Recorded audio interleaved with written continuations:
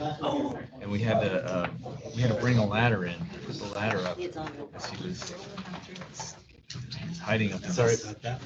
We had to put the ladder up there and forced him to come in. But he got up there without a ladder. Yeah, so they get up in different places and then they can move really fast. Okay. Yeah. Good morning. This is the time and place set for the regularly scheduled meeting of the Nevada Taxicab Authority Board. It is April 17th, 2024. The hour is 9:31. We are at the Nevada State Business Center, 3300 West Sarah Avenue, Suite 400, Las Vegas, Nevada. Our first item of business is to call ourselves to order. I will do so. The record should reflect that present are Vice Chairman Soderberg, Member Decker, and myself, Dan Reeser, Chair, and Mr. Graff is detained and is excused. If you would all please stand and join me in the pledge of allegiance. I pledge allegiance to the flag of the United States of America and to the republic for which it stands, one nation, under God, indivisible, with liberty and justice for all.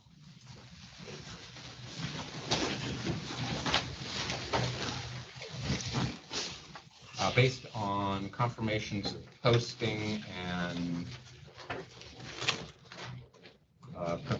notices of compliance of posting, Madam Secretary, it appears that we are, this meeting has been noticed and posted in accordance with the open meeting law, correct? Yes. Thank you.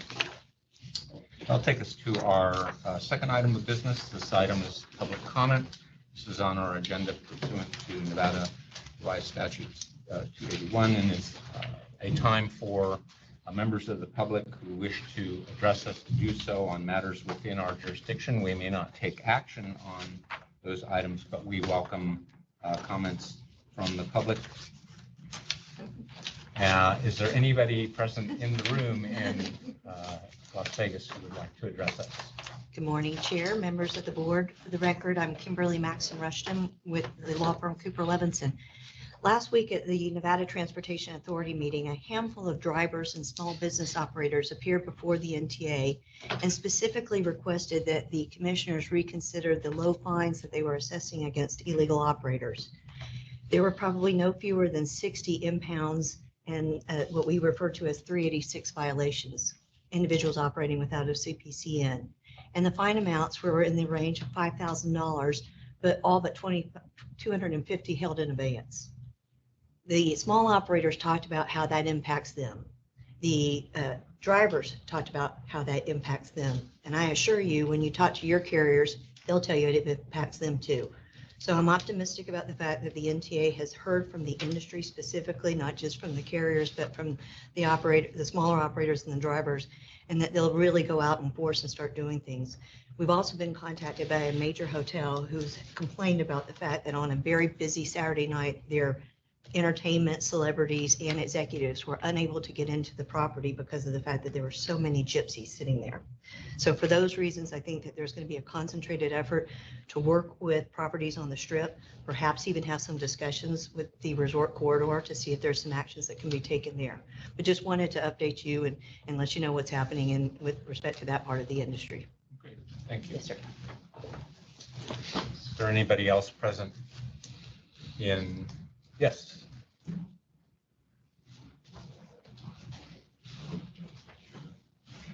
Good morning, board. Good morning. My name is Mike Kilgo. I'm with the ITPU union. I represent the drivers at Yellow Checker, Star, and Henderson. And I just wanted to let the board know that the drivers in the union were in support of surcharges for EDC if they were still to be discussed today. I didn't see the agenda item, so I don't know which one it would be. That is 5. And if anyone had any questions, I'd be happy to answer them in support of that. Great. Okay, thank you. Any other member of the public present in Las Vegas who would like to address us? Seeing none, is there anybody participating remotely who would like to? There's no participants remote that want to give public comment. We'll close our first public comment session. That brings us to item 3, matters on the agenda for review and approval of the minutes of our March 20th, 2024 meeting. Members of the board have had an opportunity to review those. Are there any changes, additions, or corrections? None by me. Then without objection, they will be approved. The record should reflect unanimous approval. That takes us to agenda item 4. This is set on our usual agenda for industry discussion. Members of the industry can address us, present comments, questions, or concerns regarding any proposed regulatory changes, industry developments, or issues you believe that the board or the authority should be aware of. Seeing no member of the industry who wishes to address us, that will close agenda item 4, which takes us to agenda item 5. This matter is a public hearing on the board's initiated proposed designation of a special event rate review and approval of a special event surcharge for Electronic Daisy Carnival to be held on May 17th through May 19th, 2024. As indicated on the agenda, this hearing is being conducted pursuant to the Nevada Administrative Procedure Act and various sections of the Nevada Revised Statutes and Nevada Administrative Code under Chapter 706. We do have a petition for intervention. If there are no objections of the other two board members, I would grant it. No objection. All right. So the petition of the LOA, as it has defined itself in the petition, is approved. And before we discuss amongst ourselves, Ms. Rushton, if you'll make an appearance, we'll let you outline what you have done so in writing in the petition and take questions, and then we'll talk amongst ourselves. Certainly. For the record, I'm Kimberly Maxon Rushton with the law firm of Cooper Levinson, appearing on behalf of the Livery Operators Association. Joining me to my left today is Mr. Rich Frakes on behalf of Desert Cab and Virgin Valley. To my, where's Cheryl?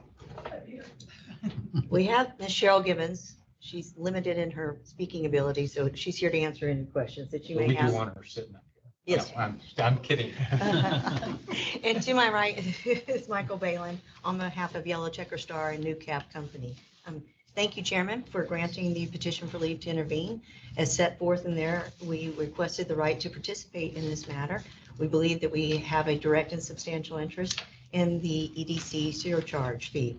And with that, what I'd like to do with your permission is turn it over to the operators to explain the specifically requested fee amount, how they derived at that amount, some of the historical information with respect to EDC, and what their plans are for staging in the early morning hours to ensure that passengers have transportation back to Las Vegas after the show. So with that, I'll turn it over to Michael. Good morning, all. My name is Michael Balin, Yellow Checker Star, New Cabs 1, 2, 3, and 4. So we had a meeting at our company with all the operators, and we want to discuss how we can provide better service for EDC. We did an internal survey with our drivers to find out what their appetite was, what they thought might be good. And two things we thought we need to accomplish is a way to get more drivers working and again, those drivers out to the Speedway. And after much discussion, we came up with a $50 surcharge, anything either beginning or ending at the Speedway. I think that's going to help us in both areas. One, we found with March Madness with the surcharge, like our company on March 22nd, we put out 1,323 shifts that day. And I think it was in direct relation to that surcharge. Instead of drivers driving Uber on that weekend, they drove for us because they could see there it was more profitable. And we already on big shows, including EDC, always have a road supervisor out there. And we're calling drivers. And if they're an employee, we try to force them to go out to the Speedway at their first ride, their early morning shifts. But we need that carrot too. You know, it's, most of our drivers are employees and they get paid a percentage of the meter and 100% of the tips. And so that's a pretty long ride out there and going back for just one ride when they potentially could do 5 or 6 rides not doing that ride. So I think with a $50 surcharge, it definitely would incentivize them to head out there, and I think we could get a lot more rides covered. And with that, I'll turn it over to Right. Rich. So in that discussion also, Rich Frakes, Desert Cab Company. We also, in that discussion, we also just figured out how many people, the average people that were riding inside the cab was like 2.2 per cab, right?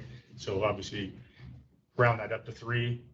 I know it doesn't sound right, but it is. So round it up to 3. So the average ride we would figure out is around $120 going there, and like 110 coming back. So that's roughly between $30 and $40 per person, when the other carriers are charging $50 per person just to ride in the bus.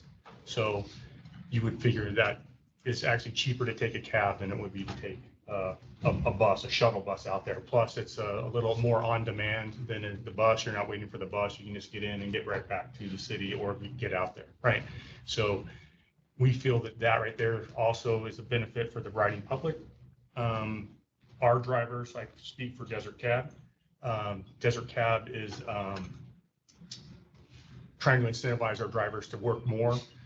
As Mike said, we actually had a record number of shifts put out during the last March Madness, so, which is good for both of our companies. I think we actually used all of our medallions during that period. So, and we're planning on doing that same thing here, so.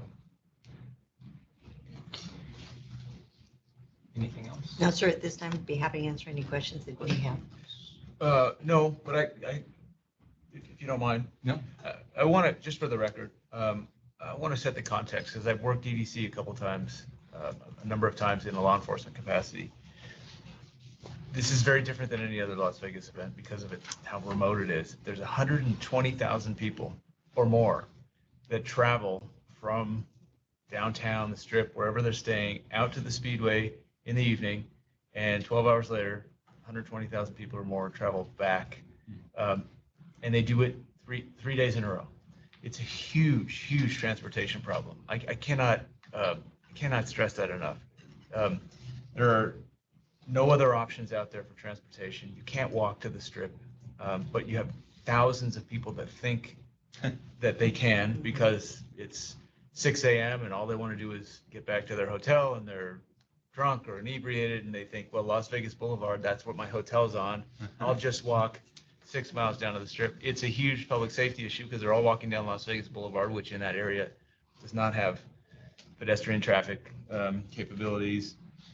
So we, when I was out with the TA, we were in a situation where the busting UPTs in the midst of a crisis of transportation is a really bad look for the agency, because people at that point don't care what the cost is.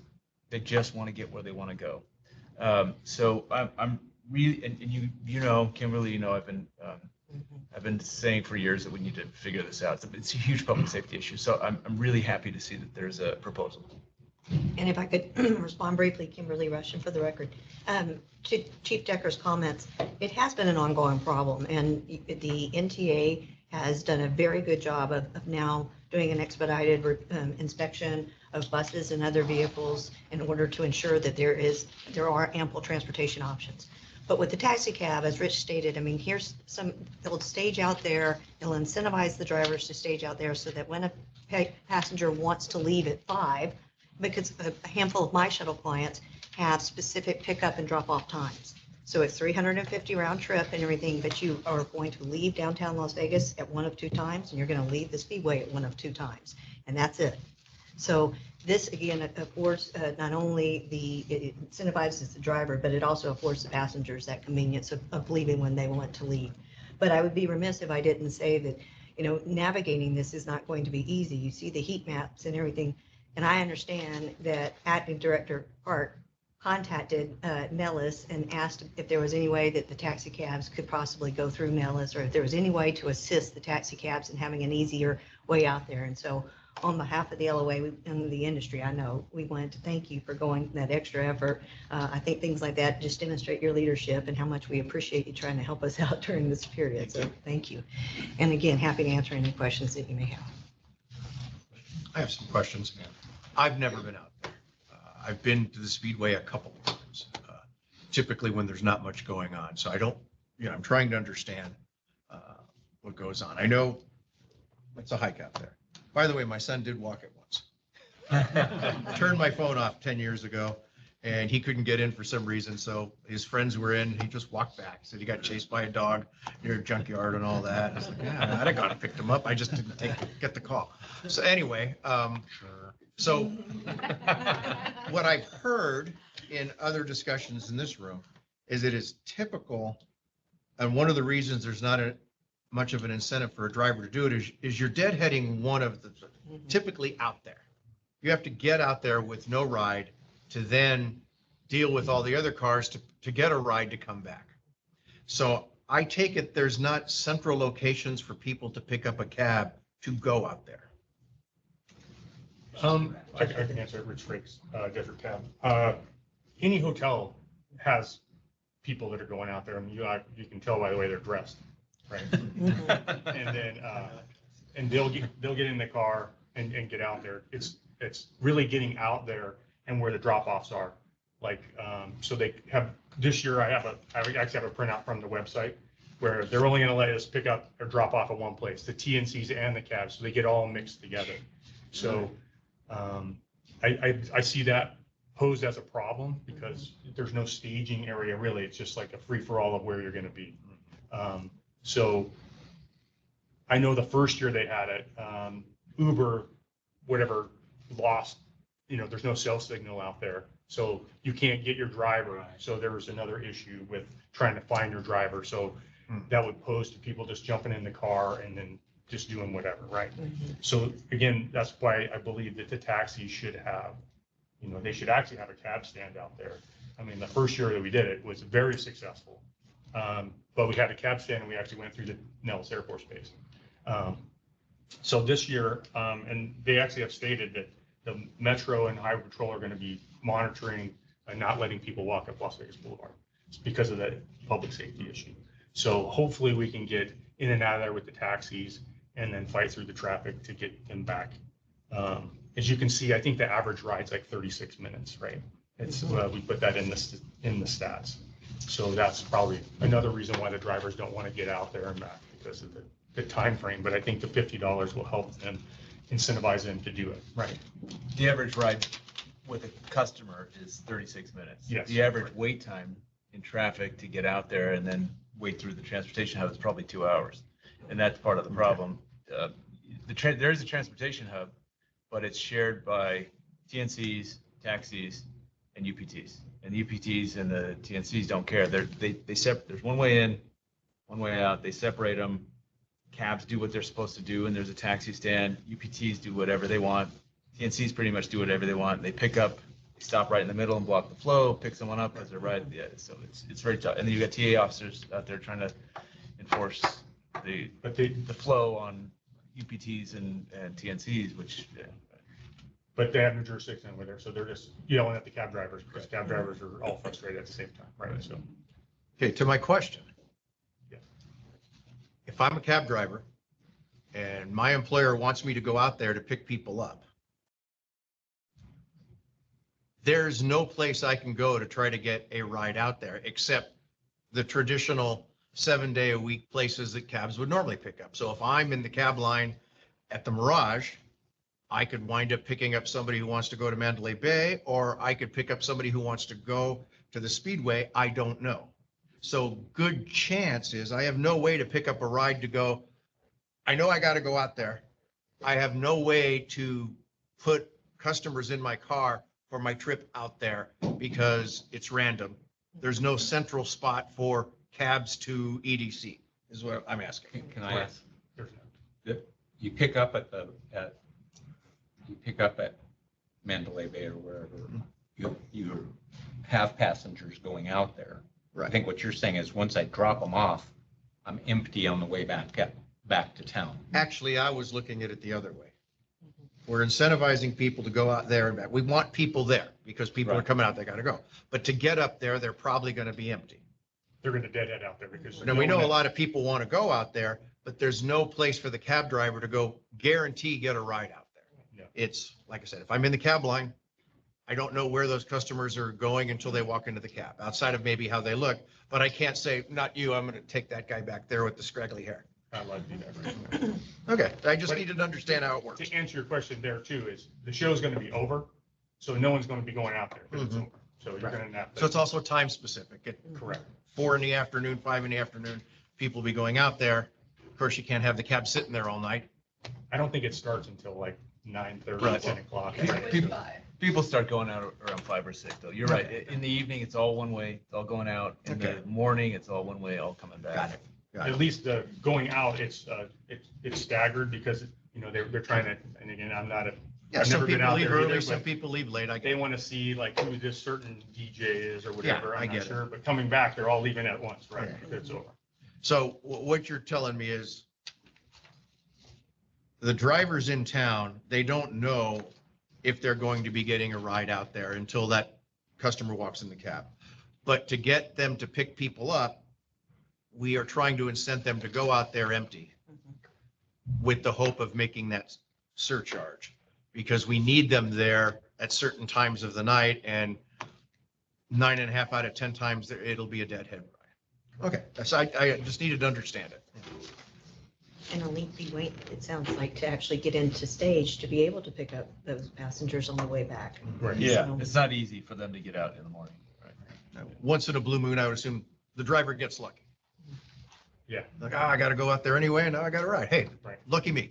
But that's nothing they can count on or try to change their behavior to get that. It's just randomly lucky or unlucky. Correct. I think this year is going to be a little bit easier because they got that, the 215, I-15 interchange, that's finished now. So I think, because before they made them all drive down Las Vegas Boulevard because of the construction, but they finished that construction. So I think it's going to be a little bit easier this year because of that construction's finished. Okay.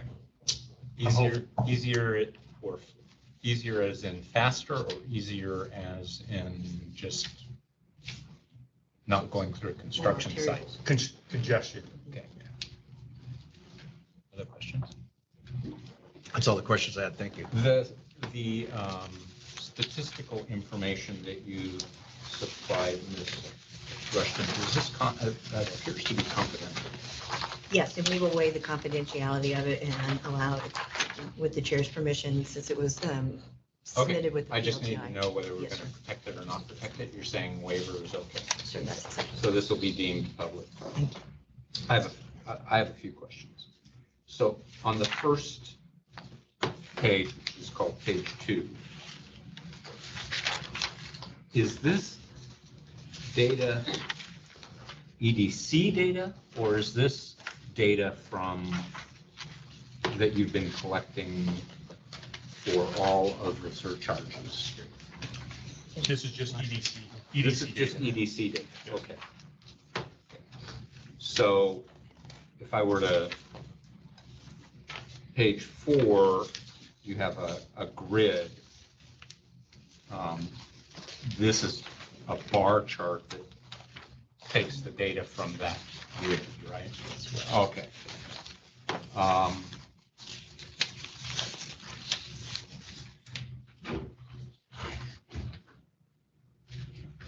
The average fare that you're showing, is that the round trip fare or the one-way fare? One way. One way. So that's when you said roughly rounding $135, $140. Correct. Well, that's a good point, Mr. Chair, because the stats you don't have are the average trip minutes for the deadhead side, whether it's going out to pick up or whether it's coming back. to No, I think that's exactly where I'm headed. Right. This is, right. this assumes that this would be a round trip. We can't assume definitely on the pickup that it's going to be a round trip. It's not a round trip. Right. The vast majority of times it will not be. That's right. So that's to Vice Chairman Soderberg's point. Most of the time, it's going to be empty out. Yes, sir.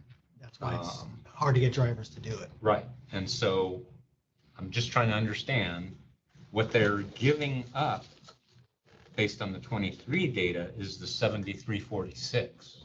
7346 is actually what is lost by going empty. Correct. So Well, there's that- waiting time in there too. So there's, when you're calculating that fare, there's waiting time, traffic, there's all that, the mileage, the drop, and the waiting time. Okay. And the other big thing is the number of trips they can do if they just stayed on the strip. They begin tips on all those rides. Understood. That was like my third question in Okay. this tranche. So, and I get your point. There are other tariff elements in that 73, but it is still using an economic concept, the foregone revenue, right? Okay. So the $50 doesn't even cover this. Correct. Okay. So the opportunity cost is not there. Right. Well, that's an actual cost. That's Of actual a cost, but the trip, opportunity cost is But you're what, from this, let's say the strip, Yeah. EDC, that's I an mean, actual cost. I don't think I'm being I don't think I'm being opaque here. I think I'm being transparent. The $50 is $23.50 short. correct, a little north, right? And then the average trip minutes, again, I would add those two for the amount of time I'm driving, 40 minutes and 65 minutes. Correct. Okay. Now, I'll just put a caveat because I want to be transparent also. The 65 minutes for the drop off could be because of the construction from last year. Was that construction there the year before that? Well, It's hard for me to say. I would submit it this way. The trip in is much different than the trip out. Correct. You can be coming from anywhere, if you're a cab driver, you can be coming from anywhere in the city. Yeah. There's regular traffic congestion. You're going into one place where you're funneled into one little transportation hub that takes a lot of time. You sit in line, you've got thousands of cars trying to get through. Right. You're mixed in. Once you pick up your fare, let's say you're returning to the city, there's a number of ways you can go to get there. You can avoid the congestion. So getting into EDC, whether it's to drop. It's a funnel. It's a funnel, so it's a much different trip, yeah. I agree. I'm heartened that whatever happened maybe I'm not heartened. Can you tell me the number of shifts, what you think caused shifts to go from 6884 to, almost, 900 more roughly? Was that because you were whipping your employees or we Well, this gave is- rate relief or what? I mean, what? This is collected from the whole, from anybody that uses the captain system. Okay. So it's collective. And I just believe it's from the pandemic, it's everybody just starting, getting Coming more and more back. cab drivers coming back. So I believe that is a little transition going up. And the fact that it is EDC weekend, it is pretty busy. It is a busy weekend, so there are more, people are working. So I believe that's a fair assumption. Can I ask a follow-up? Yeah. When you say 7,700 shifts, what, is that so that's not trips, that's just, what does that mean, shift? So the person that he showed up, picked up the cab, we printed a trip sheet, and he drove his shift and came back. Okay. So day and night, so they're blended, so there's a day and a night Yeah, shift. and you don't know whether they were doing EDC or what they were doing. You just know that you had more drivers They were working, taking shifts. correct, they were working. So, another follow-up? Yeah. So the actual trips for May, let's say 19th or 22nd would be less than 2,000 trips if you combine pickups and drop-offs. Correct. There's 120,000 people or more Yeah. traveling back and forth for 3 days. So We are seriously Moving 8,000. underrepresented when it comes to transportation options. Yeah. So, yeah, we're moving roughly 8,000 And we believe that that's where the $50 is going to really incentivize the Yeah. drivers to go out. Yeah. I think we initiated this, that's why. Yeah, I got it. We're I just want to. we're not,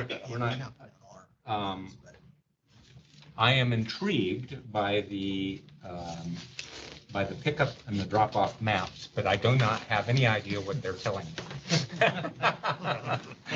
It's a black It looks- square. It looks like it's a black square with green and orange and red in it, and it looks like it's a heat-seeking device that's sending a missile. Right. Okay. So that's just where that's where the one is the pickup and one's a drop off. So you can see the pickup map, anywhere there was a trip, there's going to be a light, right? So what's the So- big red dot in the middle? That's where the red dot is the concentration, right?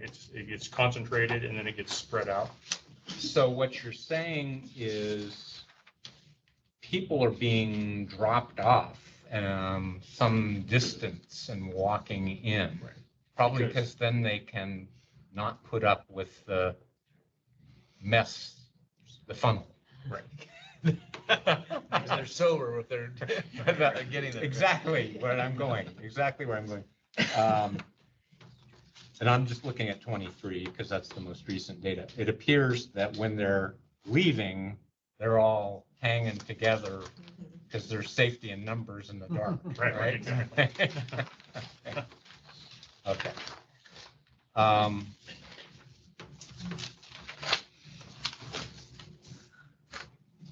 Did you, do you have any, and this is probably an unfair question, but do you have any sense, and I give that, I'll grant you it's probably anecdotal, as to what Uber and Lyft are charging? This is just hearsay. Yeah, So- yeah, that's why I said anecdotal. Yeah, I get it. That's a nice way of saying hearsay. I've heard upwards. Hearsay is admissible in To a $200, $200. like between $100 and $200, depending on the time of day, because they get to just turn the button on. I think it's like a, it's a surge, but it's like, it's an algorithm that just says, oh, here we're getting picked up, and it just keeps going up, right? Okay. It's Oh, okay, automatic. yeah, right.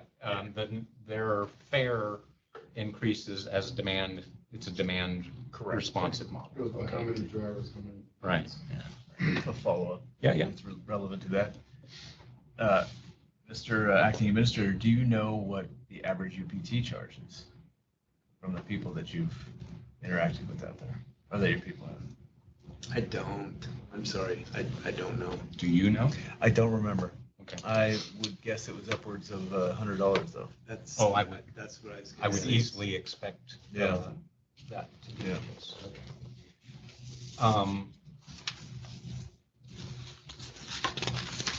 If $50 is the right number, tell me if my math is roughly correct. Lease drivers are going to take all $50, right? The cab company is going to take $28.50 of that 50 for an employee driver. Depending on the company. Our drivers make anywhere from 39% to 44% of the year, depending on how long they work for us. Okay. So the board has been heretofore using roughly 43% as the proxy.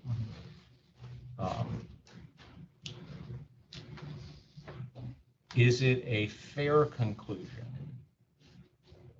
that 2850 covers the certificate holder's cost and some profit component at 2850 of the $50 for going out empty?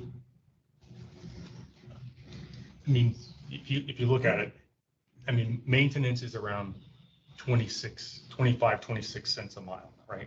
So I think it's 14 miles.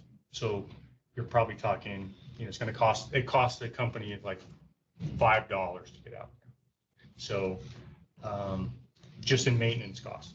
So it was going to cost us that anyways. Right? So if we Whether the didn't have a cab was surcharge, on the strip or whether the cab was going out there. correct. Yeah. So, but it's still driving out there, deadheading out there, Yeah. deadheading back. So it's still costing you that Yeah. money. So $5 in maintenance costs, Right. but you got labor costs. And then, yeah, we have a payroll related that you have to pay because we got to, we have to do all that. So, I mean, it's going to cover most of that cost. Yes. So, Every company's a little different, like all of our drivers, including our lease drivers, we pay for their fuel. So that's all on the company. we don't pay for their fuel. So depends on the driver. Like if you're tenure, if we pay for their gas, if they have a lot of tenure, so it depends. So.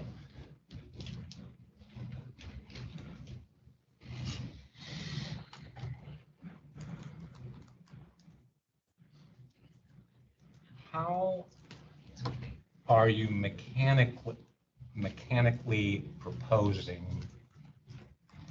Well, first of all, I'm assuming you're using tariff 2. You're going to use a tariff 2 mechanism, right? Yes, sir. Yes. And what is your proposal, or if you're not making a proposal, what are your thoughts on how that is going to be, how the meter's going to be triggered? I can, if you want, Captain is here, Chris is here. If you want him to, he's the one he's the architect. Mike can probably give you an answer, but. So before we get into down in the weeds, Uh-huh. this is kind of a simple question. I think it's a simple question. Folks from Captain may tell me, oh, no, it's much more complicated.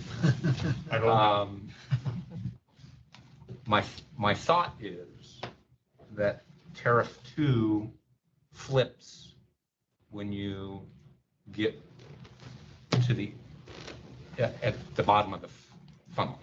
Right, it'll be geo-fenced, so it's gonna be geo-fenced. Right. But we would geo-fence the whole area in case someone jumps out of the cab because they don't want to, they're not gonna wait in the line. We would geo-fence the whole speedway. I'm cool with that being the end of the funnel. Right, okay. In my thought. So the end of the funnel is someplace inside this, a circle that you're going to geolocate around, that's drawn around the site where, that portion of the site where people are getting, where you have data for where they're getting rides. It's going to be very similar to whatever we did for March Madness or F1, except it's just a smaller area this time. And though we are untethering it from the other, from the zones. Zones Right. are irrelevant to this exercise. Right. Of course, if somebody picked up at the airport, then they're going to pay. If That's- they're going out to the speedway. I agree, but we're not, before we've been, Specific to the zones. the math problem was, how do you deal with the zones relative to the venues? We're not really worrying about the zones now. We're just worried about the venue. Correct. Yeah, Chris Bordenaro with Captain. So we do have to draw, in any sense, a finite boundary of some kind, because the line is going to be somewhere, right? Someone's going to ask, well, where's the line? That's right. We do have to, put that in a publication, probably in the order. We'll probably have to get you whatever that. Correct. whatever We're that going to have to area have, is. you're headed this. Right, we're based on these, where the Coordinates. density is of the drop-offs and the pickups, we'll draw that boundary and do something very similar that we did with zones 1, 2, and 3, so that we can have that on a map for you, so it can be advertised.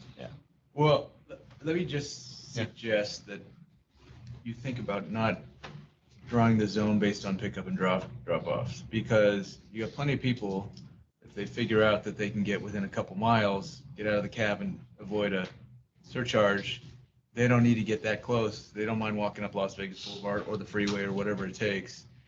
If someone leaves town, if they, pass Craig Road on the way towards the speedway, unless they're, completely not going to EDC, I mean, that's going to be close enough for people to want to say, oh, hey, if I get out here, can I avoid the fee? Oh, yeah, because we drew it right around the speedway, so it doesn't trigger until you get within walking distance, you know what I'm saying? Right, that's kind of what we did for F1. We expanded those zones. Yeah.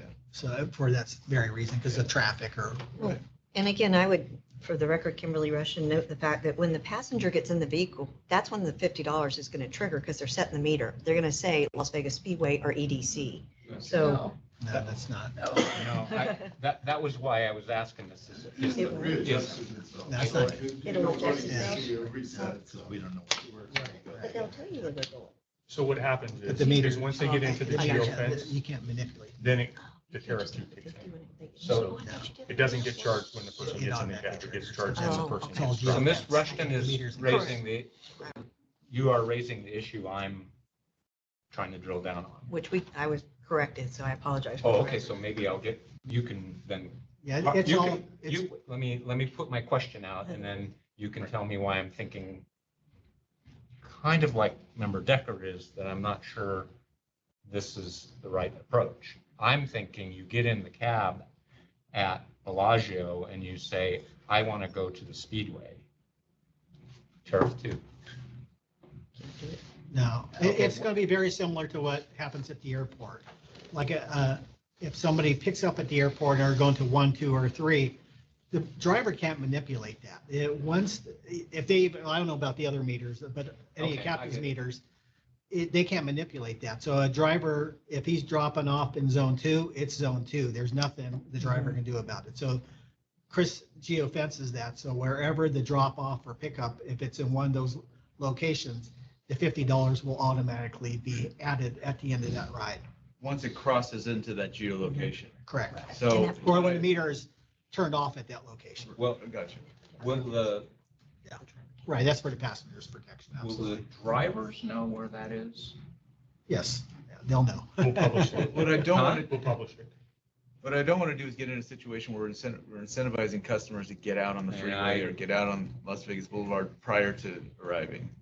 Yeah, I think I'm probably I'll have this publication for the driver so they can say, if you get out, you can get arrested because the police are going to be monitoring the thing. So we don't want anybody to get And that's why in we'll a want to pickle. geofence it big enough for that Right. very reason. So precisely where I was headed. So when you're calculating the geofencing,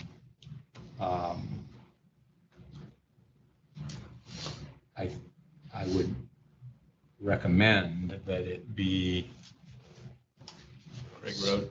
yeah, someplace sufficiently large to deter. I get you'll get arrested. Yeah, but Sometimes I don't. but one of my former partners is the head of regulatory affairs for Burning Man, and she would say that like has about this much impact on the attendee of Burning Man. So, And it's just as much likelihood, because the reality is, yeah, law enforcement is spread so thin, you've got Right. hundreds of thousands of people. is that what they're going to be worrying about? They're going to be worrying about the accident with the 3 people injured in the end. Chair Reason, one thing that maybe the operators want to consider doing is on the credit card machines, they have certain information that loops.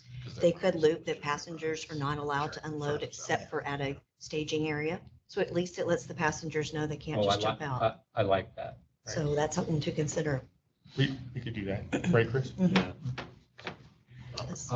Put something on the credit card machine that says they can't get out, or on the meter or something. Yes, Mhm. Yeah.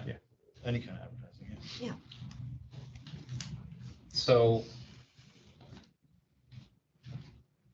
as the industry knows and the board knows and the administrator and staff know, we've been engaging in a bunch of pilot programs that are experimental. I'm going to suggest something, and I'm not predisposed, but I'm also think it's not a stupid idea. If the surcharge were set hypothetically, at $70, $30 of which went to the company and $40 of which went to the employee, would that split make the certificate holder whole? If you get what I'm trying to get, I'm really trying to encourage that driver. Right, and I understand that. It's the way that it's the way that our, You can come up when you want, yeah. I mean, at least for us, I'm pretty sure everybody's the same. Name? Mario Lacascio, General Manager, Deluxe. Thanks.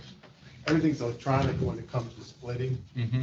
You would have to change the whole dynamics of the computer system. I mean, that would, and it's not really on Chris's, it would be every corporation, would have, every certificate holder would have to change the whole dynamics of the mathematics, Okay, at least for me. we wouldn't be able to do it Yeah. okay. because of the way it's our payroll factor, the way we factor. I get it. The algorithms are all built into this, so we don't have that, we're not dynamic, it's not dynamic enough. Correct. So every one of us, when a driver goes to kiosk, has different numbers. Mhm. And that's Right, why right. you would have to change the whole Okay. electronics. But I think if I may, Chris Bordner with Captain, I think if I may, you were just trying to get an average of what the split would be based on the 35 to 43%. Right. He wanted to help. Yeah. He wanted to help the driver. Not- I totally get the sentiment of, hey, if I got a little, if we increase it by $20 more, you're gonna give it to the cab driver. Would Yeah, that do help? I get him to just keep round and round and round, and I get up to 10,000 or 12,000 trips or 12,000 people as opposed to 8,000. And when we did our discussion, we really wanted to come up with a number that didn't force people away to use another service. And I think 70 could be too much. Even some of our drivers thought that. Okay. And remember that the lease drivers, they keep all of the fee. So there might be, all the lease drivers might just go out there and I'm it might just just be flooded with taxis. We thought this would be helping you just to only have lease drivers. Right. Okay. In all sense, the lease, Mario Lacascio, General Manager, Deluxe, the lease drivers have to pay for all their gas. That's right. So that little bit of more, it's pretty much equaling all the mathematics. If that was something to consider, you might consider a difference in the fee for pickup versus drop off. Because there's 5 or 6 hours, let's say during the evening when people are going to want to get a ride out, but everybody wants to go home between 6 a.m. starting at 6 a.m. That's when it's really a little bit crazy. So it wouldn't be crazy to talk about a difference in the tariff for the pickup in the morning. So to state it differently, tariff 2 could be outbound, and tariff 3, are you able to do tariff 3? Tariff 3 would be pickup coming back in town.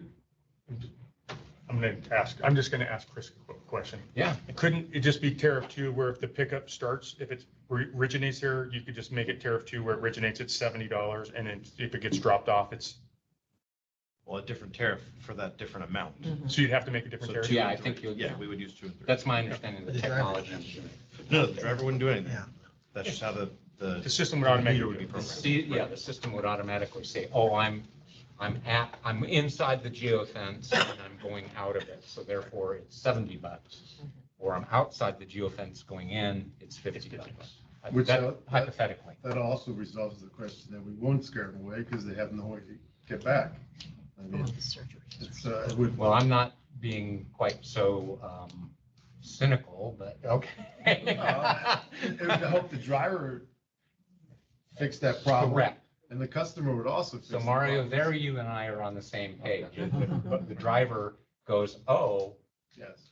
I'm going to be on tariff 3 coming back out, and there's an extra $20 in there, or there's extra $10 or whatever. Correct. I'm using hypothetical numbers. I'm sensitive of not wanting to appear in any way, shape, or form that we're gouging anybody, but I also want to address A, the competition, and two, the public safety issue, and in order of ascending importance to me. Yeah, I agree. And the public safety issue is far greater at 6 a.m. than it is at 6 p.m. Correct. Yeah, I agree. Besides the fact how good they're feeling, they really don't know. Yeah, well, and they're more likely to make bad decisions like Judgment. walking down the Yeah, freeway. Their or- judgment yeah. is impaired. And they're tired, they want to go to sleep, they just want to get home. So I doubt that you're going to scare anybody away No. at 6 a.m. who's trying to get back to their hotel. But what we really need, and I think this is what the chair is getting at, is drivers there. That's the time when we really need to figure out how to get them there.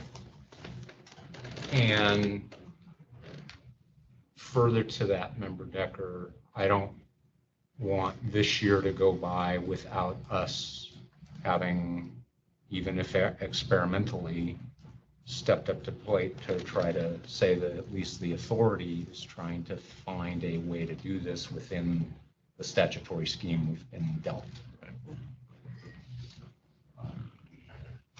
And I believe if we did that, we would be able to do a campaign to the drivers to make sure that they all are crystal clear on the way that it works. Right. I mean, And the motivation, and the benefit. the benefit. I have one question. It's a follow-up to what you did, Mr. Chairman. I'd been thinking about it as we were having this discussion. So if I'm a driver and I'm in the cab line at the Mirage, customer comes in and says, I want to go to the Speedway. And currently, without a tariff, is it common for drivers to just say no? So they're going to do it and just kind of go rats. I got to drive all the way out there. They might by humbug, oh, I don't want to do it. Yeah, they're not I mean, happy. But they're probably going to get the customer out there. They have to, right. Yeah, they have a So legal they- obligation. And I'm not saying they don't need an incentive, or I don't begrudge them making more money if we do this tariff, but we're probably going to take people out there. The big problem is picking people up at certain times. So the difference in incentive, there's a logic there. Because now that driver has to affirmatively sit there and go, I'm going to drive out to the Speedway and see if I can get that extra money. Right. Because there's going to be rides. Where the other one, he might not have been thinking about it. He might have been thinking of, oh gee, I'm going to grab lunch after this next drive. And then somebody comes in and he's like, oh, okay, I got to do this. Right. It goes all the way out there, then comes back, grabs lunch or whatever he does. But what we're really trying to incent is a cab driver to sit there and make the conscious decision. It's 1:30 in the morning, around between 2 and 3, there's going to be a lot of rides and I'm going to make the surcharge. I am going to drive out there empty. I'm going to get out of this cab line at the Mirage. I'm going to get on I-15 and I'm going to go out there in the hope of making more money than if I just dorked around the strip between 1:30 and 3:30. Is that what we're trying to do? That's exactly what we're trying to do. But there's also another avenue in there because a lot of the guys' shifts start at that time. So when their shifts start early in the morning between 3 and 5 o'clock, they're just going to go straight out there. They're not going to go Okay. sit at the strip. So And it's going to be. even They're gonna going try to out do there- as many round trips as they can. Exactly. But it's a conscious decision. It's a conscious decision. And- Whereas the drive out there really isn't a conscious decision. It's happenstance. A little Although bit, at certain times it might be pretty probable. a little bit it is because not at our company, not only do we have lease drivers now, we have flex drivers where they could come in anytime they want. Mhm. So we want them coming in Yeah. at the time when people are going out there. Okay. And so we want that incentive out there. Okay. So then. So they do have a little bit of conscious decision in your situation because they can choose not to start working Correct. at those times. Absolutely. No. And so we're giving them incentive to come in at a time when they know there's a good chance of getting those rides as opposed to a good chance of avoiding it by changing their behavior. Absolutely. And Okay. we always send out messages to our drivers. We send out email blasts and kind of let them know, hey, here's a good time for you guys to come in because you can make more money during this time. Okay.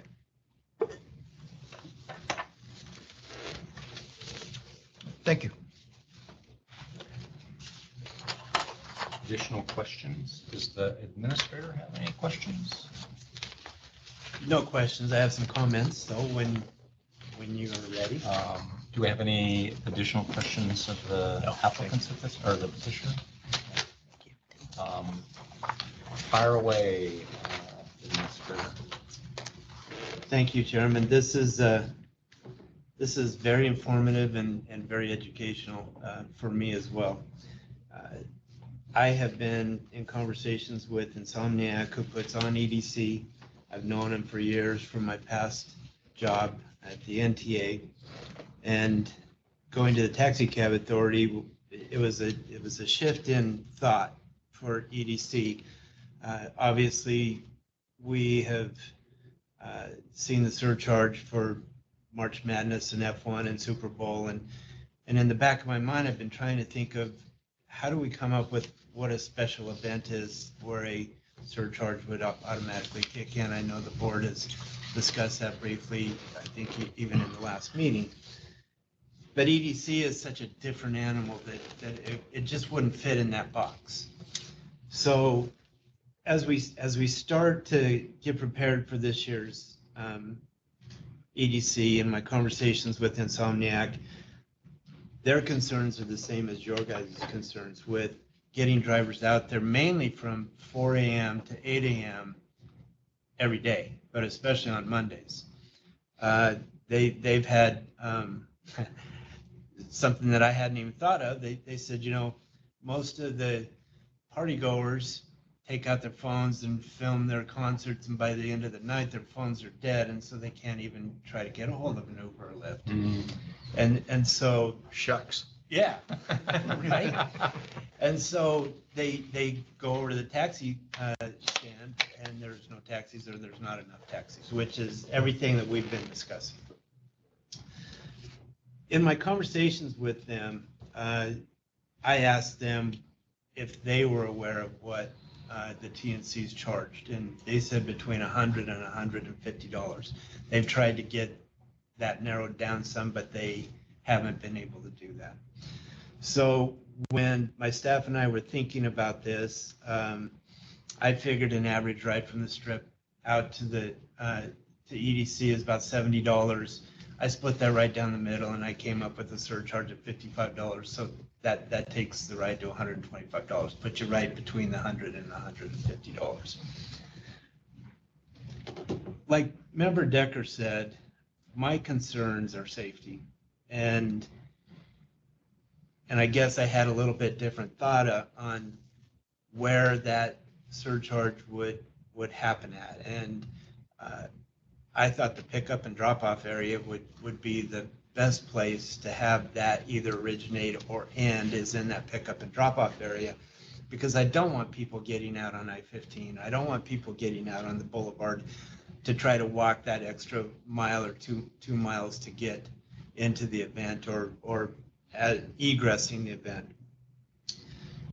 When I talk to the people from EDC, they have, I can't remember the name of it, Camp EDC, I think is the name of it, where they have thousands of people that stay out there.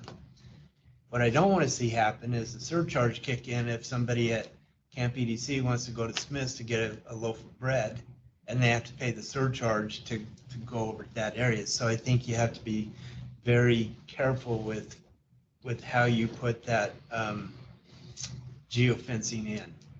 And I remember, Decker, I heard you say something about Craig Road. I mean, is that going to pick up residential areas where cabs may end up needing to go? I don't want those people to have to pay for a surcharge either. So having safety in mind. I don't want people jumping out of cabs, but I don't want them getting let off a couple miles away either, because that just invites danger. So those are kind of my thoughts about the surcharge, and I'm welcome to answer any questions that you may have. So I have a follow-up in response to that for anybody, you and anybody else to answer, Administrator. I have two concepts or three variables going in my head. What is the right surcharge amount for out and back? That's one. Two is, where does meter 2 and 3 flip. And 3, what time of day does the surcharge apply?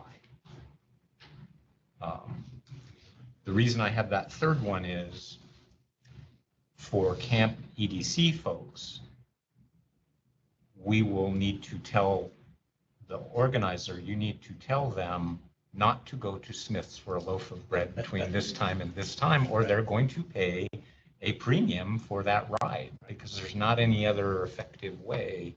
But we can give notice to the public that this is when, these are the times of day that they're going to apply. So those are the 3 variables. Is there some other variable I'm not thinking about?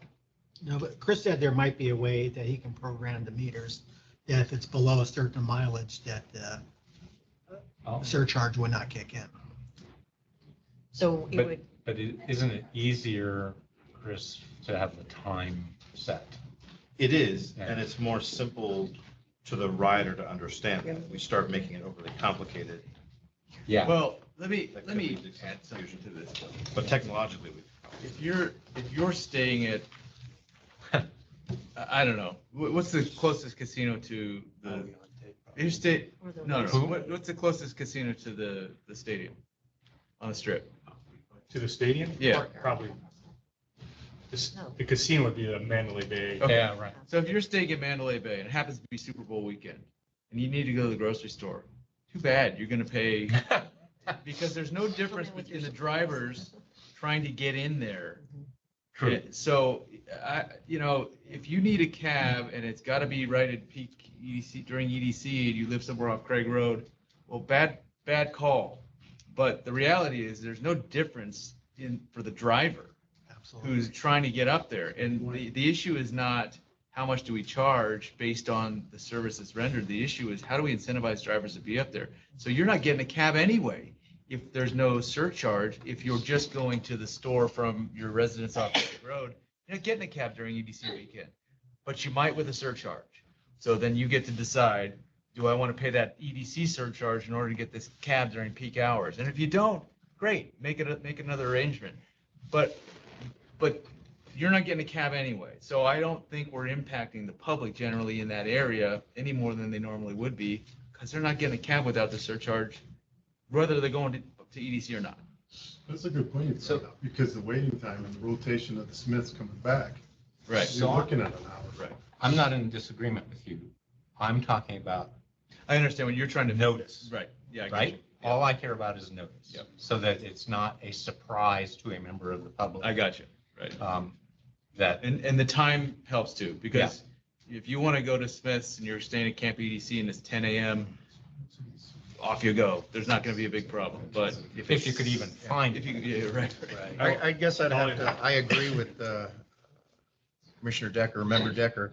I was thinking that when Todd was talking to us, I'm going, if there's not, and from what we're hearing, and from what we've seen with other events, if there's not a surcharge, there's not going to be a cab driver up there to service the people in Camp EDC. Because why would you just drive around there? You wouldn't. You'd be going from the Mirage to Mandalay Bay all night. Unless Or they- day, even in the day. You're just not going to be there unless there's some incentive for you to be there on the off chance that somebody at needs a Camp loaf of bread. EDC is going to go to Smith's and you're going to do a lot of those runs. So we have to find ways to get there. I understand the notice issue. I understand there's certain times of day that are more critical than others for convenience and safety. But I guess unless you tell me you've got drivers who just patrol that area, I know there's a lot of businesses there and a lot of stuff outside of that speedway. If you've got, on a Friday, some people just take their cabs up there and hope to get all those runs, and you're shaking your head. Now, I can't imagine. I wouldn't do that. Right, and the other thing, when they're going there so they can get their peanut butter and jelly sandwich ingredients, they're gonna have the driver wait for them while they're in the store, and that's just not profitable for the driver. Yeah. Or they're walking back, which they're not supposed to be doing. If you're not going to the Speedway during EDC to pick up, you're not up there. You're not patrolling that. You're not anywhere near the Speedway if you're not, if your driver, if if you're not picking up people or dropping them off to EDC. There would be no point. In general, there's no cabs out there anyways. Right. Because No. they're just dropping off and coming back. There's no They might reason take them to out be to there. the raceway, but they're not waiting for the guy while he's racing. They're getting a ride a different way back. Not Mike Jackson. You came to the table because you probably wanted to tell us something, because it wasn't just because you wanted to be at the table. I did. Desiree, on behalf of Lucky, Western, and Nellis Cab, our meters can adhere to the geofencing, the times, but then to put the component of a 2-mile radius, I don't think our meters have that capability. But based upon your feedback, that might be a viewpoint. Here's the map right now of all the cab partners. There's one cab dropping off at the Speedway. That's it. That's it. There's no cabs out there.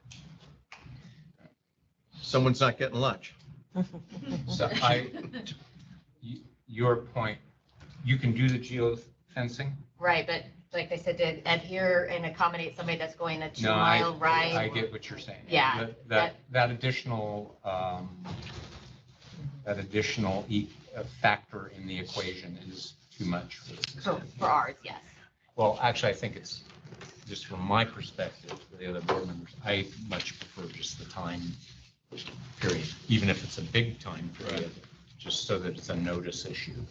Just like we did with the other surcharges, we said this is the time, the one that I thought was squirrely was the 3 hours on the last one, but I would have just not stopped it. And we, in our conversations, we took that in Yeah. to consideration and just said from beginning to end, it is what it is.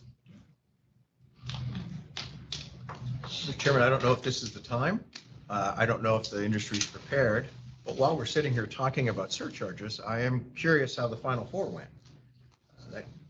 We haven't gotten a report on that Do yet. we know anything? This one's on the March first round one. Off the top of my head, our company, I can only speak for Desert Cab and Burger Cab. We had, I think we did probably another 300 shifts. Again, this is top of my head. Let's talk And- about it next time if that's. Yeah, we'll cross-examine you when we get the numbers. But we did, we did fairly well. I mean, we thought it was actually be busier than it was, like ride wise, but other than that, I mean, it's spread it out to a lot more drivers. Right.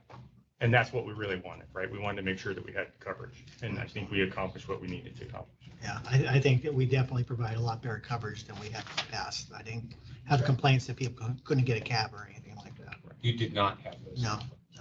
Nor did we get complaints about the surcharge either, so. And going forward, we'll refer to it as the NC2A tournament and not specify that it's just the men's. Noted. I guess when you do your report, be looking at it, in my mind, this is the first time that we'd approve rolling these days, then we go over later these days and these days. So I was curious how it went, and I didn't look to see in there. It turns out, from what I understand, the ladies' championship and semifinals doubled the ratings of the men's. I don't know if they were in those little times that you had that, but clearly Clarkonomics might have been somewhere involved in there. And out of curiosity, I don't even know if, sitting here, if you had a surcharge during those games. I don't know when they were in that stuff. So we'll, when you're ready to make your report, I'd be curious. This is different than the last few we've approved. And so I'd be curious to see how it went. Yeah, and interesting enough, we still did a good job of servicing the community through cabin calls. Those people still got service as well. So we always have drivers that want to do that. I think the telling point to your and Ms. Rushton's comment is that the 24-hour pregame price for a men's ticket was $1,000, and the 24-hour ticket price for the women's was $3,500. Wow. For Iowa, right? Yeah. Only one game. Yeah, one game. Yeah, it was, right, it was a game. Okay, do we have other questions? Or can we bring it back to the table and kind of rough out what we want to do? Do you want me to take the first swing, or do you guys? Yeah, have thoughts? sure, you take it. Or do they want to revise a proposal, or do they want to go with what? Well, I think they can comment on what we're thinking. Okay. Unless you want to make a final proposal. I would prefer to hear your Okay. comments. Yeah, and then you can tell us that. And so Lana will be tasked with the scrivenery, and to her credit, she's already taken a swing not knowing what we were going to say or do today. So she has a draft that she's working on. As to the first variable, I'm thinking a surcharge of $40 out and $60 back.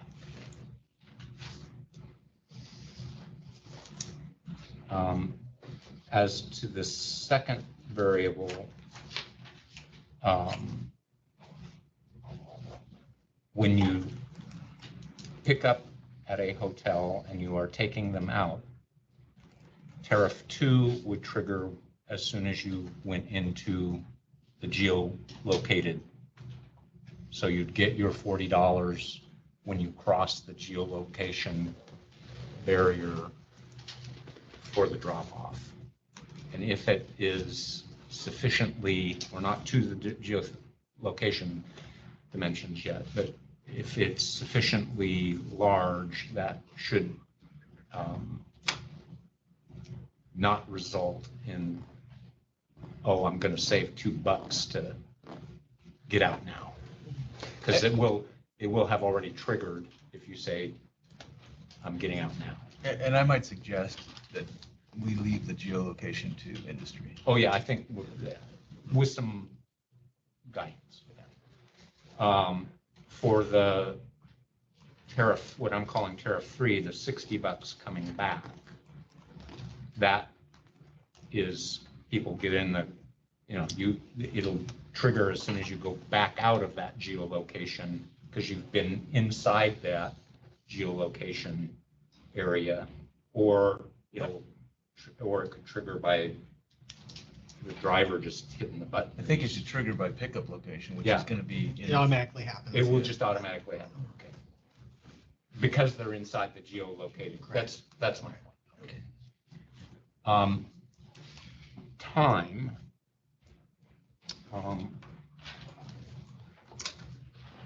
I am thinking that it begins at 3 p.m.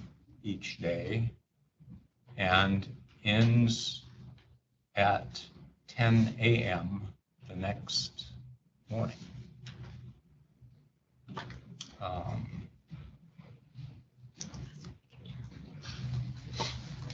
So I think those are the three main variables, other than how big of a circle is the geolocation. And as to that variable, I'm thinking a half mile past the last data point that you have in the maps that you have. So it'd be a half mile buffer, which I'm thinking will. Those are the 4 data points, and now I would double it minimum. People are gonna mile. be prepared to walk a mile or 2 or 3. I think it probably should not be public. If you're going to EDC, here's the surcharge. I don't think the public necessarily needs to know what that geolocation trigger is. Agreed. I have a question for industry though, Preston.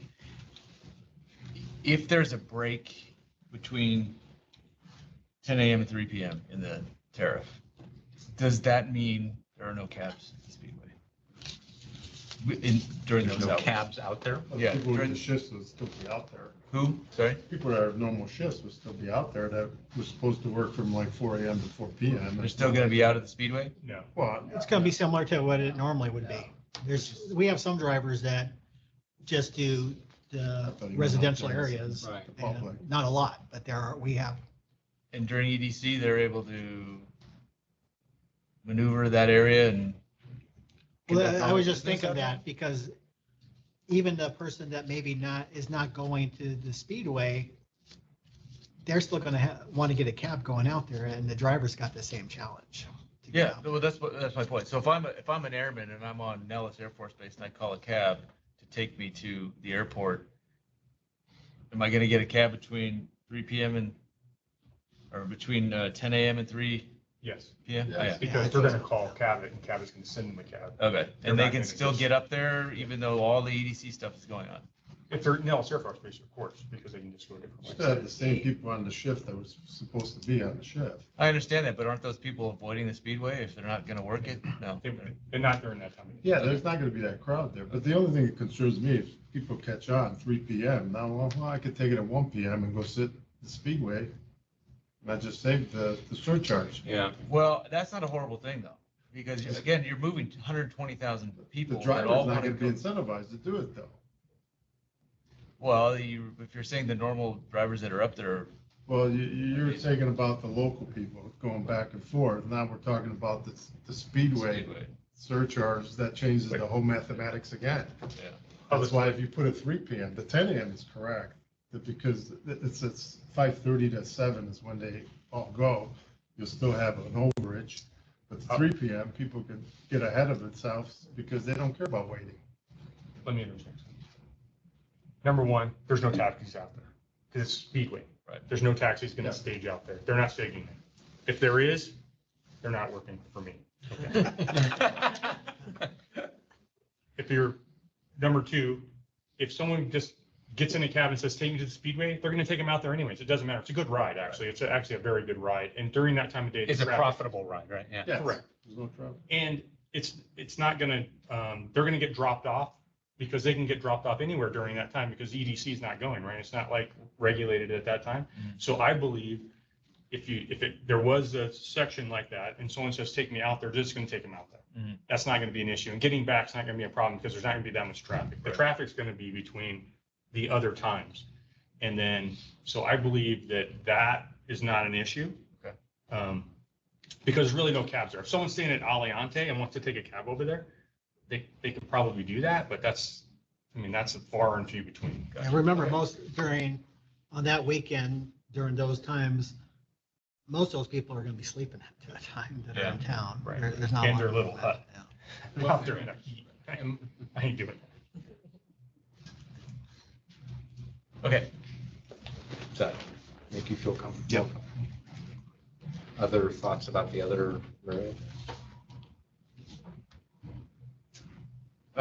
Oh, your thought is that we need to have a mile out from the, I think, to be direct, I think that really that's something industry should figure out. It's an operational issue that I don't think is really the purview of the board, to be honest.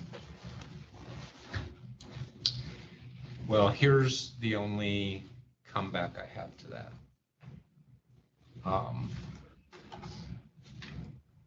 Not suggesting nefarious conduct by anybody, but if I were to be nefarious, I would draw the geolocation, to be so large that it would hit the strip, hit downstone. I mean, I'd make it huge, so that I think there needs to be some rule of reason guidance that we give about how big, but I think making it too small is a problem. So we could say that the geolocation should be no more than a mile away from the speedway or some kind of That's- limiter. Right, that's all I'm saying. Yeah. Or a mile, I would say, I wouldn't even go that far, I'd be a mile past where you have data points on their map of people getting out of vehicles. I think it's easier if we use actual cross streets, so everybody understands it. Yeah, I don't know that I care how you do it. But we can get Chris, since we already have those data points and they're historical, so we can take those data points and That's let right. us expand 1 mile past those. That's my point. We can do that. You easily. have a statistic, is 1 mile good, or does it need to be more than 1 mile? Right, because you could put it whatever streets you want, as long as it's within the That's right. confines of the. That's It doesn't even have to be a street. It could just be desert. We just Right. drive a square around it. he'll just take care of that. Is a mile limiter sufficient for you guys to figure out what the geolocation is? I think it's not enough. Chris? Okay, I was trying to figure that out real quick. Talk to the technical guy, so. And I'm just asking that they share their heat mount boundaries with us so we know where to draw our boundary. Well, oh, yes. Yeah. Well, I have that, but I can't tell you what those streets are. I'll have Chris. So the So coordinates there need to be you- shared. There's the other reason we have to kind of administrate Limit this. it, yeah. I'll have Chris. But that's something we can delegate to. Right. Right. And Chairman, that's what I was going to propose, is that if it's acceptable to the board, the industry could work together to determine the Yeah. geolocation, Yeah. submit that to Acting Administrator Park, consistent with today's comments for review and approval. Yeah, no, that was my Yes, thought, sir. is that Okay. he would be the ultimate. Yes, sir. And then he can share that with other companies, whatever that data is, then other companies can get that from the administrator, or the administrator will make it available to all companies. We'll just send it, there's only one other company, so Right. we'll just send it to her. Okay. It's easy. Okay. We all. We all work together, we I just need to I make get sure. that, but for us, we need to have a governmentally sanctioned mechanism for it, so. Elsewise, somebody at 100 South Carson Street might Yeah, call. a mile's not going to, Mr. Chairman, a mile's not going to be enough. Okay, So 2 miles? somewhere between 1 and 3. I mean, he's got it. Well, this is where, yeah, like we were saying, we'll Okay. probably have to sit down and look at the data of where our pickup and drop-off density is Okay, but, to make sure that we're covering Is the that- ground. but your delta is 1 to 3? It's probably going to be in between one. One is not going to be sufficient enough. That's basically just the state. Got Is your largest ring 3 miles? Yes. That's about And right. The smallest one is 1 mile. That's about right in my opinion. Yeah, through the interchange. yes. Because the 1 mile just covers the speed. Because you're gonna have the new interchange, Mhm. that's gonna look like it's within walking distance to a lot of people. Yeah. Yes, sir. It used to, I mean, used to come into, became tropical, and then a dirt road, and you were into the Yeah. speedway. Also, though, if they walk that 3 miles, they're gonna get cell service again for an Uber. Right, right. Okay, that's helpful because that gives us a parameter. Other thoughts on the 4 metrics? What was the fourth one? So metric 1 is what is the rate? Right? So tariff 2 would be 40, tariff 3 would be 60. Gotcha. Metric 2 is the geolocation trigger no more than 3 miles away from the speedway. Metric 3 or 2 would be the geo fence will be a radius of 3 miles, up to 3 miles, to be approved by the administrator and thereupon provided to all certificate holders.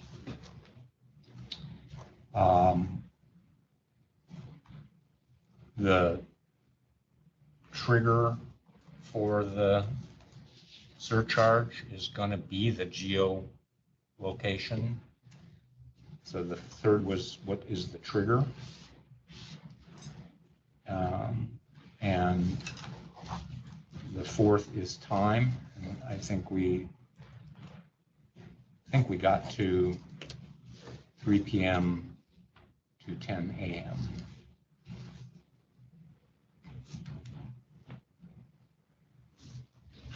Juana, based on the draft order, is there anything else you can think of that we don't already have?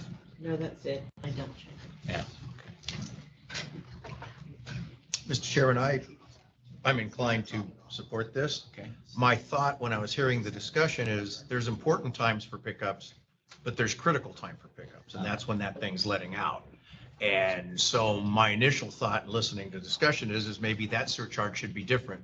But I think for the first time, we'll probably be complicating things. 2 tariffs is enough to deal with.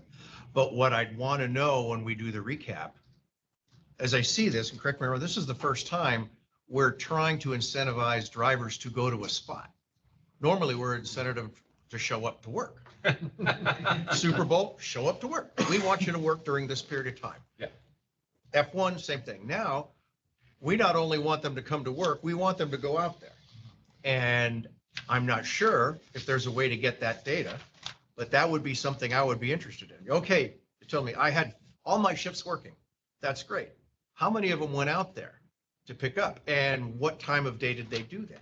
I would be curious to know that for other events like that, but also for a year from now. If we got a certain percentage of drivers went to pick up and it wasn't enough between 3 a.m. and 5 a.m., maybe we needed to adjust that. Or it was just fine and we don't need to have a third tariff. But we won't know that unless we know how many people, how many of your drivers actually availed themselves, made the conscious decision to drive an empty cab from Las Vegas up to the Speedway, and at what time of day did they do that? So if that's possible, I'd like to know that when you do the recap.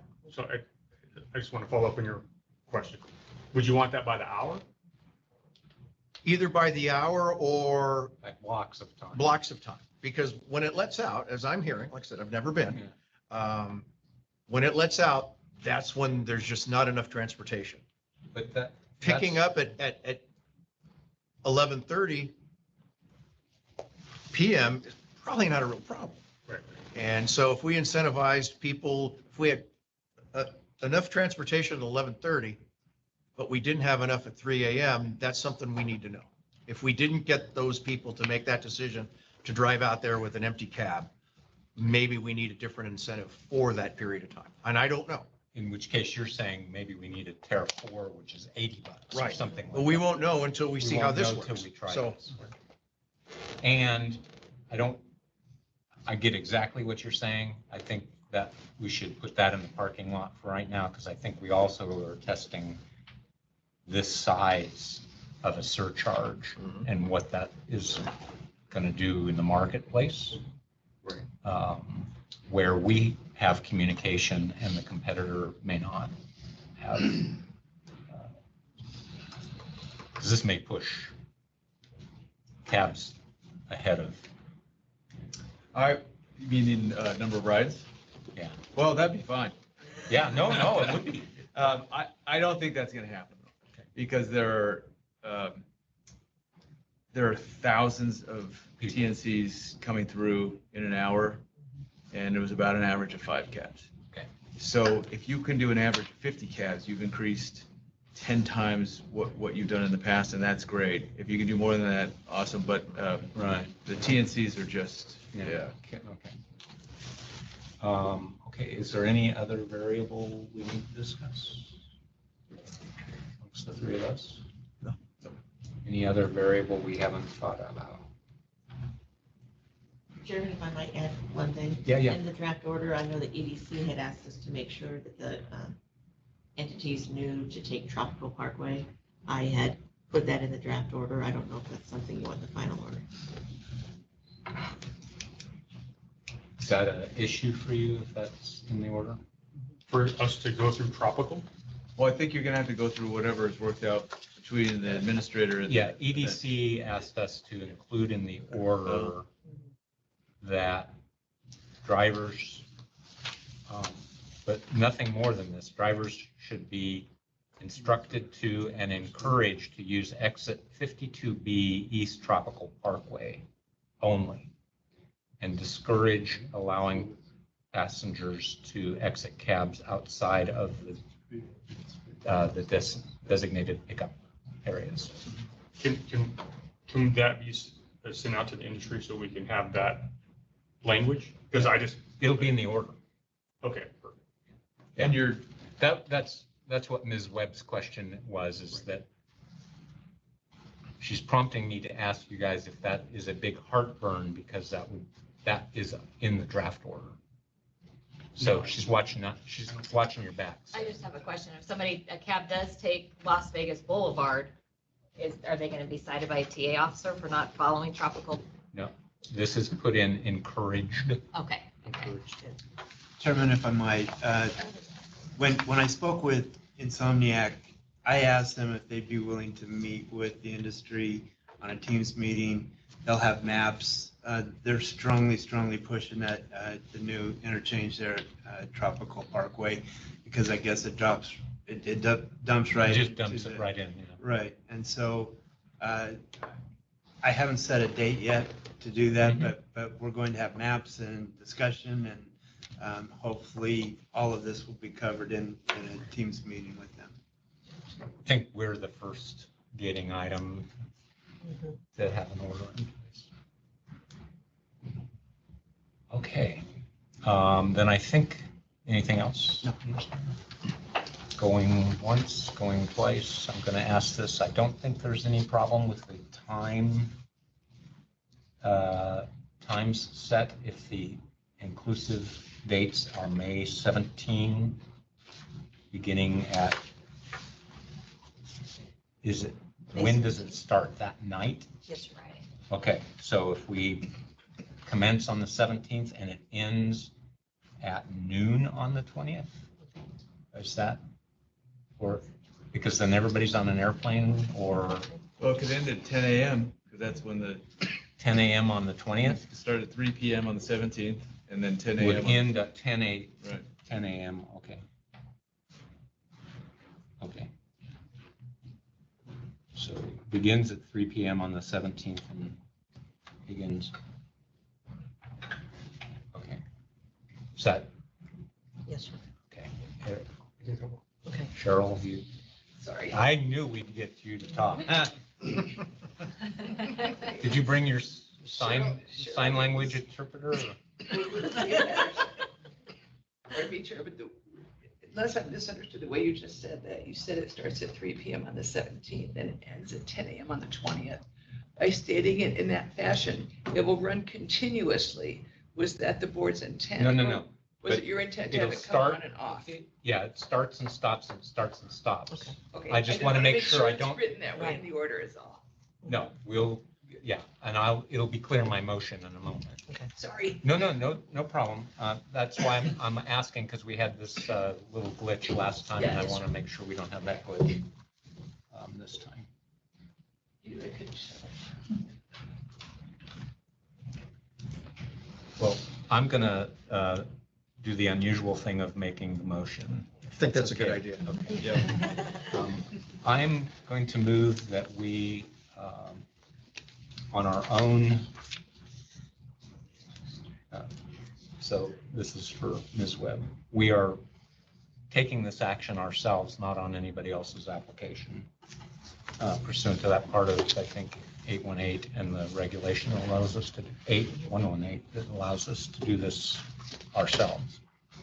That we impose a special event surcharge for electric daisy chain for the period May 17 through May 20, 2024.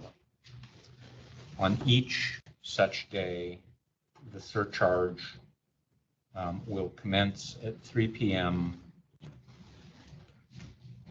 and will terminate at 10 a.m. the next morning. The amount of the surcharge will be determined by the creation of a tariff 2 and a tariff 3. Tariff 2 will be in the sum of $40 and will be applied to a outbound trip. And tariff 3 will be in the amount of $60 and be applied to an inbound trip. And by outbound, you mean outbound to the. Outbound to the speedway. Yeah. Inbound from the speedway. Can we not use outbound inbound sounds like you're going to EDC. I know that's not what you mean. It's the opposite. You want me to do it the other way around? Or just not use, we Do could not say- use outbound and Yeah. inbound. Okay. Originate and terminate. Originate and terminate? Yes. Okay, originate and terminate is Webb. Your friendly amendment is accepted. The trigger for the imposition of the surcharge will be a geolocation fence created by Captain, which will be up to a 3-mile radius around the venue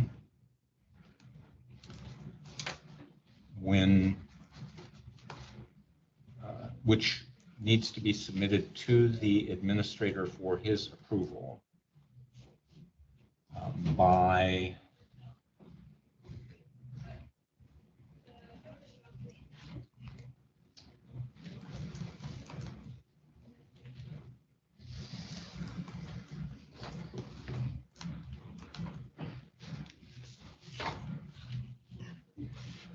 by April 30th. Yes, sir. Okay. And upon approval by the administrator will be served on all of the certificate holders.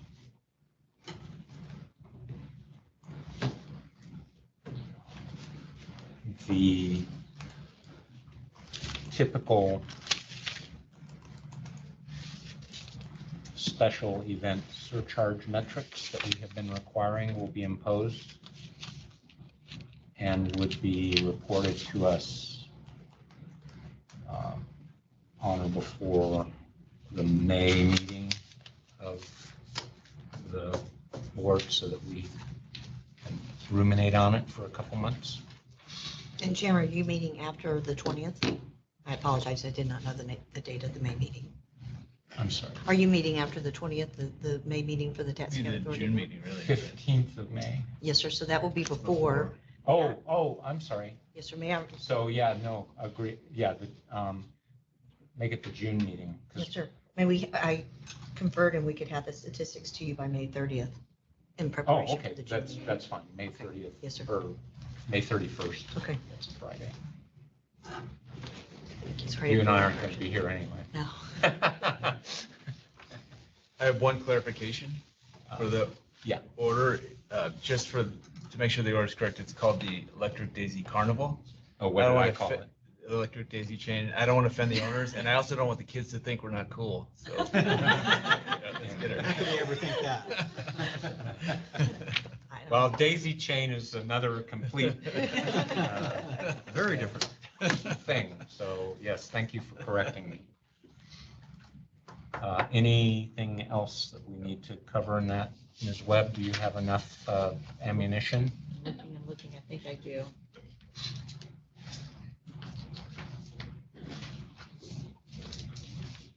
I'm fine.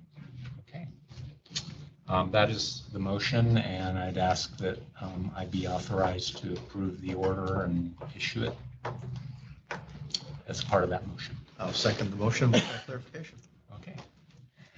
It's been moved and seconded. Is there any further comment? All those in favor signify by saying aye. Aye. Aye. It is so. Thank you. Thank you very much. Thank you. Great conversation.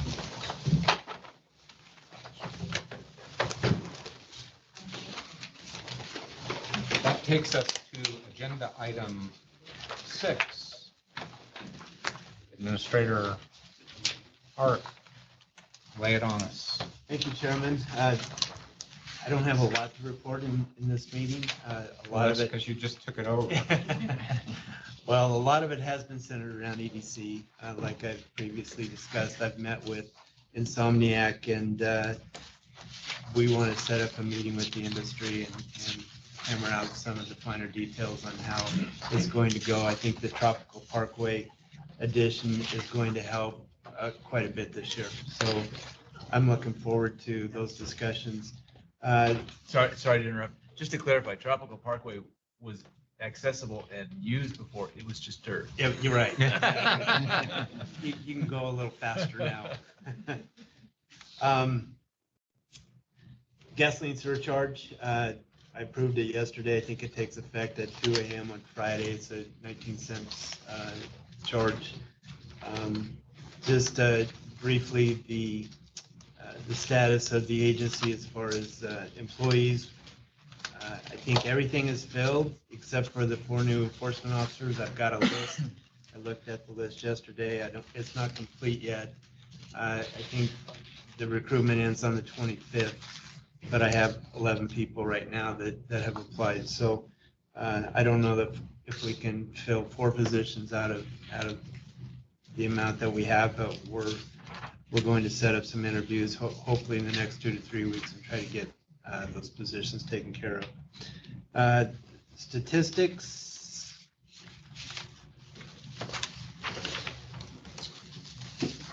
So the monthly trips, 1,155,661.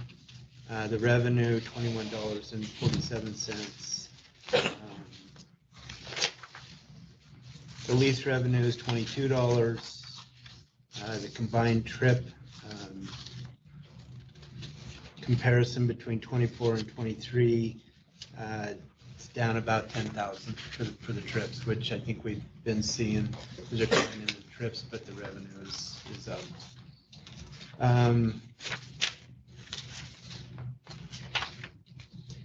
The medallions have not changed. It still sits at 3,530. The lease decals by company is 1,463. The disabled and elderly rides requested for March of 2024 was 1,155,661. For the disabled, it was 1,281. For elderly, 744. Credit card transactions, 645,696. And then onto the agency statistics. The citations were 39. That is down right now. Our staffing, we've had some difficulties with staffing. I think that's a big part of it. But we're going to start working with some more directed enforcement coming up. I've met with the staff earlier this week, and we'll have some more directed enforcement coming up. The number of violations written, 46. The total impounds was 1 for no CPCN. And I just want to take an opportunity real quick. We had a situation this past week where we had a person flee from us, and the investigators took the week and really dug in, found him, and got him arrested yesterday. So he actually went to jail. So great work by the enforcement staff on this case recently. So Permittee or member of the public? Member of the public. Josh. 34 violations were resolved. 2 failed to show up for court. 32 waived their hearing. So total number of hearings that we had were 6, and there was one case dismissed. 258 accidents. I think the important number is the amount of events that our dispatch handled, which was 728. And part of the staffing also, I want to let you know, we have somebody that's on medical leave right now. We're still training the one dispatcher that we talked about at the last meeting. She's doing a very good job, and hopefully we'll be able to get her out pretty soon. We've got somebody else on vacation this week, so I've only got 2 dispatchers right now, and they're working hard. Marie Ua does such a great job supervising the dispatch center, and she handles everything that comes her way, and we're very blessed to have her.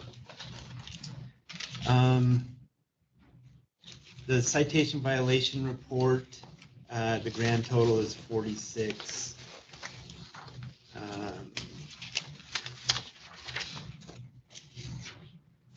Cabs in service, 2,993. And I'd like to ask the board, I've been here, I think this is my 4th or 5th meeting. What stats do you guys want to have heard at these board meetings? Sometimes I just feel like I'm reading off of a page that you guys have, and I can either continue doing it the way we're doing it, or if there's another way that would be easier for you guys and for the industry, I'm happy to kind of do it however you guys would like me to do it. Well, this is the only way I know, and I've been doing this for 6 years. Since I think I was the first interim administrator. Okay. It works for me. It gives us a chance to see the stats, hear you read them, and then discuss them after. But that's my opinion. Okay. What did you want him to continue or? Well, I don't mind for him to hit the highlights. It gives us a chance to look at them, develop questions for a discussion afterwards, as opposed to just showing up, having pre-read it.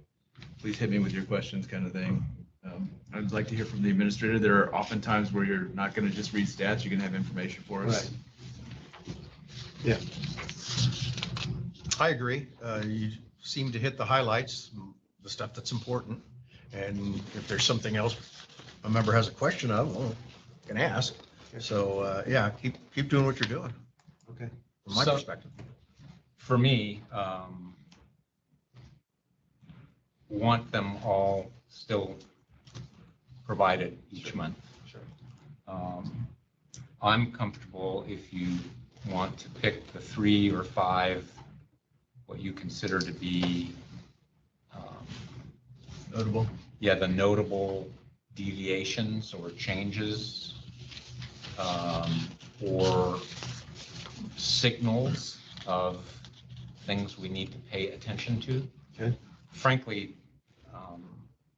that's largely how I react to the statistics, as kind of a diagnostic of, is there something going on here?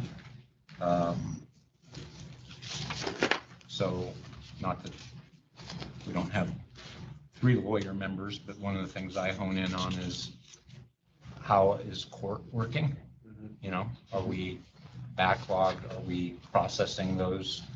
I do look at impounds and that, but the only other thing you may want to consider is whether these come to us. I don't know how quickly they are, or how soon after the end of the month they're ready. If you want to give them to us before the meeting, you don't want them? I don't need them. Okay.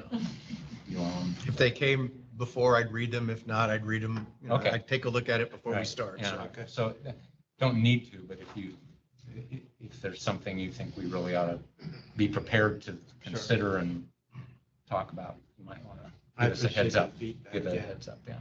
Okay, thank you. Any questions? I do. Just some comments. Okay. Your citations are good.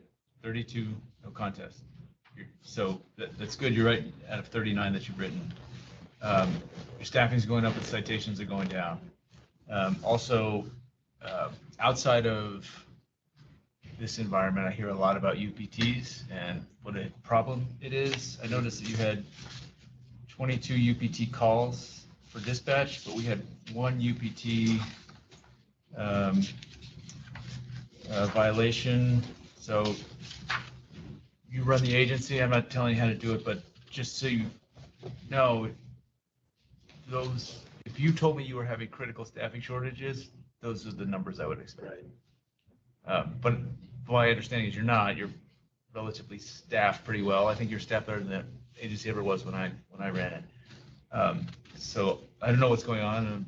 I'm not forcing you to explain anything, but there's a lot more UPTs out there than the one you guys got. Right. I 100% agree. It's something that I'm addressing. One of the biggest issues is not being able to be out there during the times that we want to be out there because we're short of dispatch. So that is really taken away from the UPT aspect of our enforcement. And then, like I said, and I don't want to get down into the weeds in it, but we've had some some issues with our enforcement staffing. So we're getting back and it is being addressed. And I think you'll be happier with the numbers in the months going forward. So we're going to get that cab from Utah EDC this time? Yes. Okay. Yes, absolutely.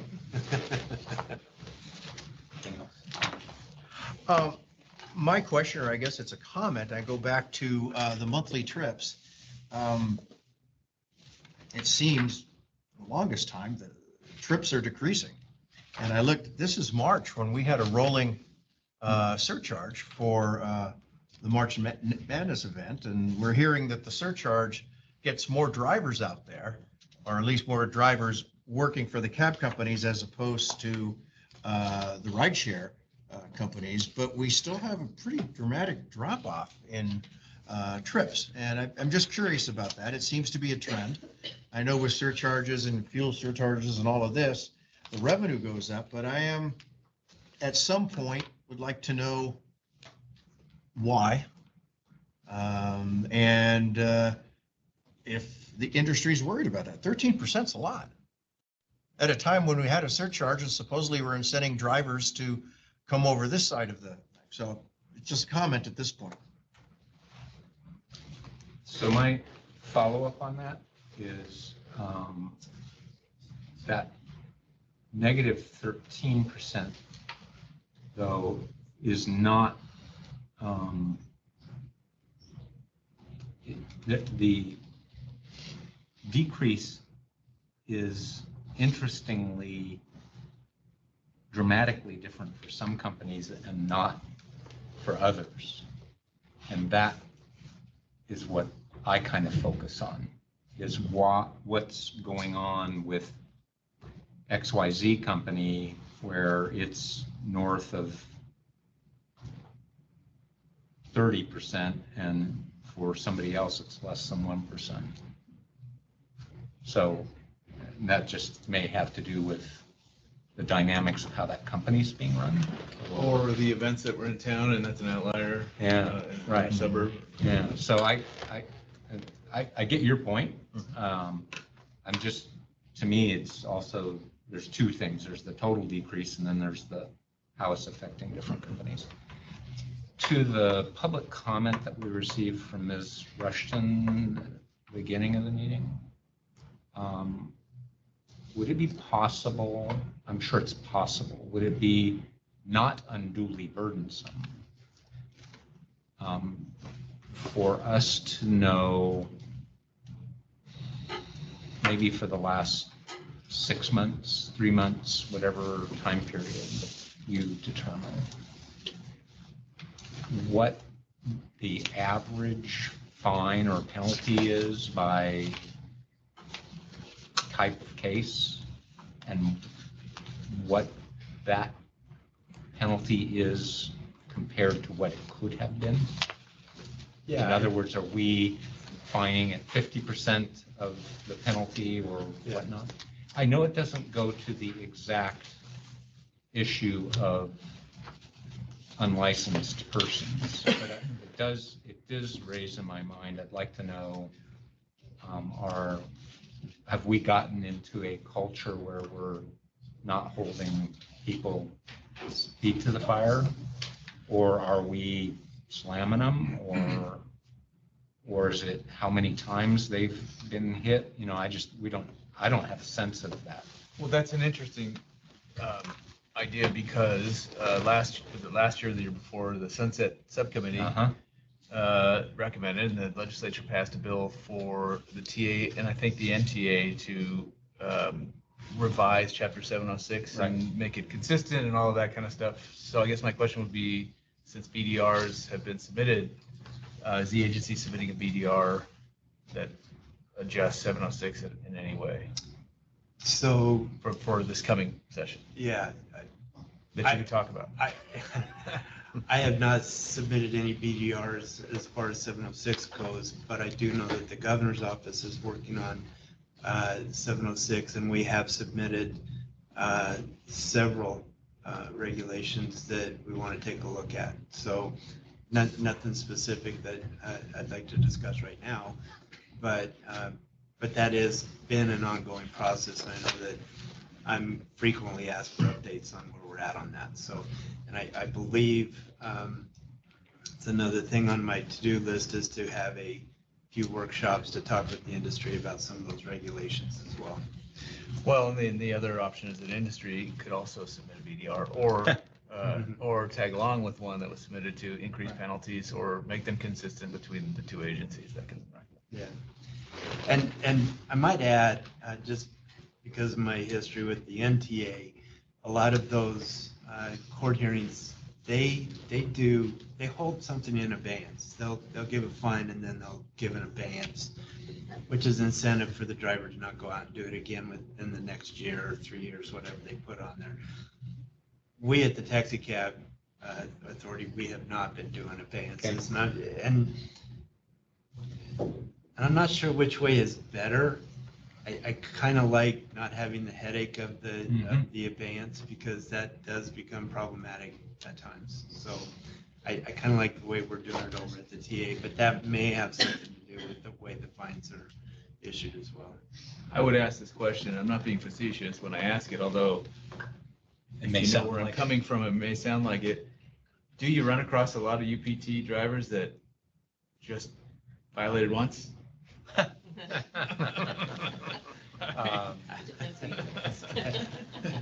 SOPs. Well, I've only been here Oh, I'm not 5 supposed to months. do that anymore? Okay, I want to. SOPs.